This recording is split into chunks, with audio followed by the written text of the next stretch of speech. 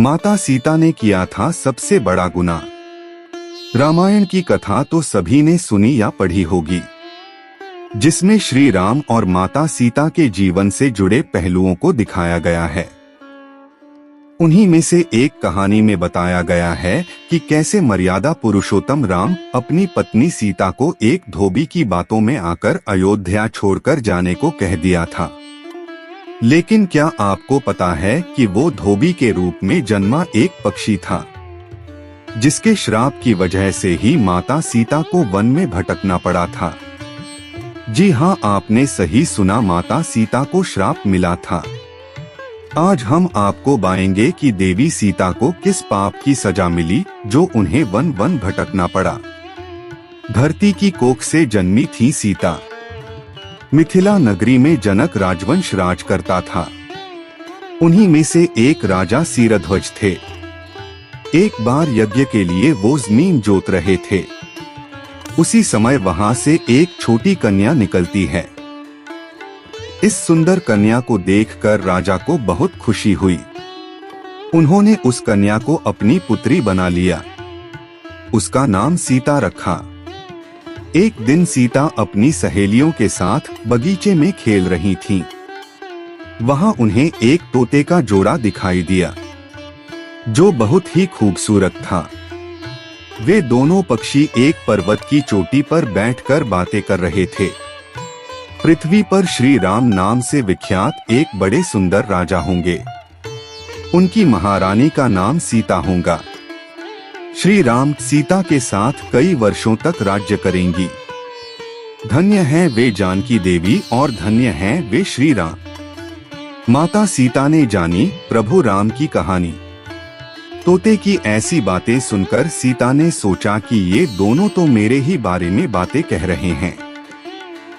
इन्हें पकड़कर मैं इनसे अपने जीवन से जुड़ी सारी बातें पूछ सकती हूँ।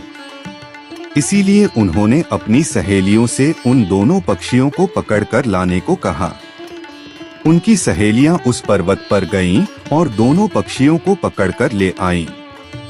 माता सीता उन पक्षियों से कहती हैं कि तुम दोनों बहुत सुंदर हो, देखो, डरो नहीं, मैं तुम्हें कोई नुकसान नहीं पहुंचाऊंगी। तुम बस मुझे ये बताओ कि तुम कौन हो और कहां से आए हो।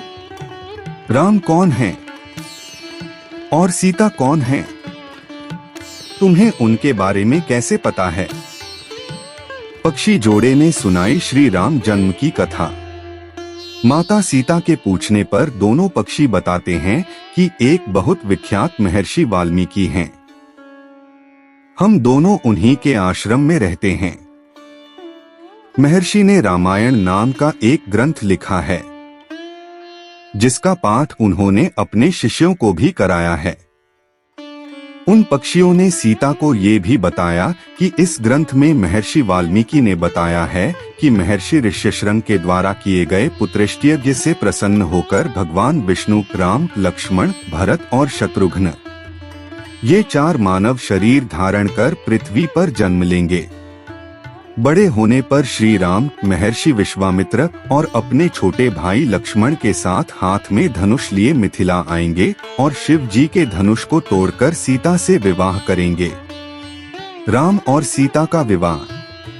फिर उस पक्षी के जोड़े ने कहा, हे सुंदरी, हमने तुम्हें सब कुछ बता दिया, अब हमें छोड़ दो, हम जाना चाहते हैं।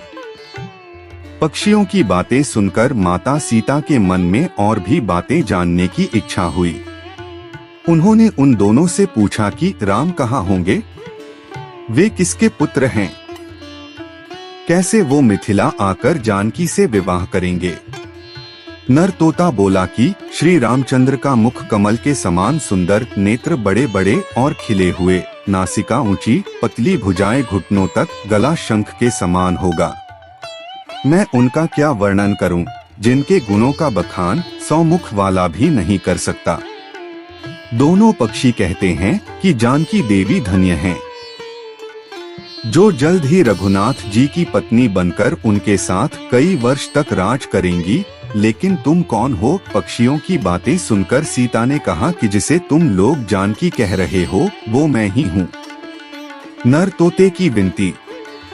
माता सीता उन्हें कहती हैं कि मैं तुम दोनों को तभी छोड़ूंगी जब श्री राम यहाँ आकर मुझसे विवाह करेंगे, तब तक तुम दोनों आराम से मेरे घर में रह सकते हो।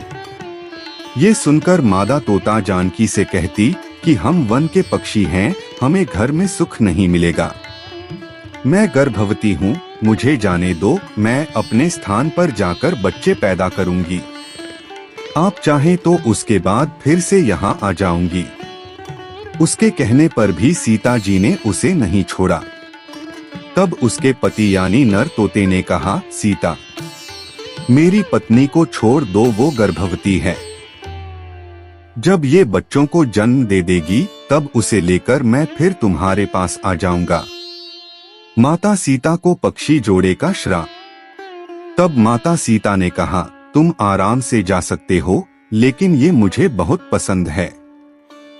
तुम घबराओ नहीं, मैं इसकी अच्छे से देखभाल करूंगी। जब सीता ने उस मादा तोते को छोड़ने से मना कर दिया, तब वो पक्षी दुखी हो गया।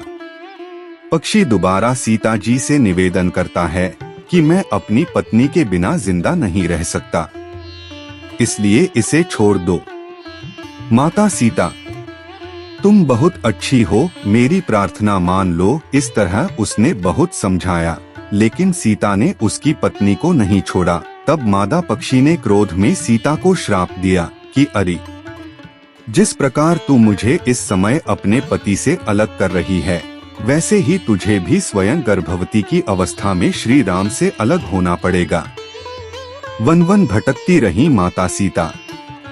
कुछ दिन बाद पति से बिछड़ने के दुख में मादा पक्षी के प्राण निकल गए। पत्नी की मौत हो जाने पर नर पक्षी दुखी हो गया। फिर वो सीता जी से बोला कि मैं मनुष्यों से भरी श्री राम की नगरी अयोध्या में जन्म लूंगा। मेरे ही कारण तुम्हें पति के वियोग का दुख उठाना पड़ेगा। ये कहकर वो वहां से उड़ जाता है। कुछ साल बाद उसका जन्म अयोध्या में धोबी के घर हुआ। उस धोबी के कारण ही सीता जी का अपमान हुआ। उन्हें अपने पति श्री राम से अलग होना पड़ा। उस तोते का श्राप ही सीता जी के पति श्री राम से बिछड़ने का कारण बना। इसीलिए जब माता सीता गर्भवती थीं, तो उन्हें भी पति से दूर वन में रहना पड़ता है। आपने अक्सर लोगों को कहते सुना होगा कि हमें हमारे कर्मों का फल हमें यहीं मिलता है। इस कहानी से ये बात सिद्ध भी हो जाती है कि कर्म के फल से कोई भी नहीं बच सकता, फिर चाहे वो भगवान राम हो या सीता। सभी को अपने कर्मों को फल भोगना पड़ता है।